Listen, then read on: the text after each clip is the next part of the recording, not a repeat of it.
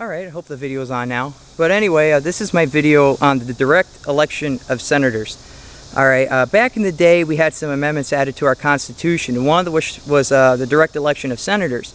You see, there's a lot of stories about that and the goods and bads of directly voting for your senator. Now, I like it because I get to vote for my senator. I get to actually have a say, just like I could vote for a representative. Now, originally the way the system worked was that the representatives were more aligned with the population. The actual people, well, if there was more of them, you would need more representatives and they would address them directly.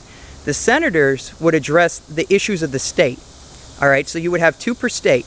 And the way they would get brought in is that you would have your General Assembly, which is similar to the government on a federal level, but on a state level you have your own senators, you have your own representatives. And what they would have to do is they would have to nominate people to run up to be the federal senator. And they would have a vote, an election and whatnot. And those people would be brought up. Now, what was cool about this system is that they couldn't really be lobbied. Like nowadays, you know, it's so easy to lobby a senator. You can lobby, and you always kind of could, a representative because, you know, they aren't constantly always being watched. I mean, the people are supposed to watch them, but there's so many ways they can define their interests. A senator always had to answer to the General Assembly. And the General Assembly was made up of all different political parties, all different backgrounds.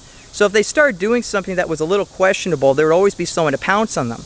And if it got bad enough, they could actually have a recall. And actually recall their senator, then have a special election and put someone else up there. So, I mean, it's a good thing that we can vote for our own senators, you know, but at the same time, we don't really have that same recall power, that same watchdog effect. So a lot of people said that in the progressive era of the early 1900s, there might have been an agenda to try to control senators a bit more, to get certain agendas passed. And one of the ways was to lobby them and have them be voted in by the populace.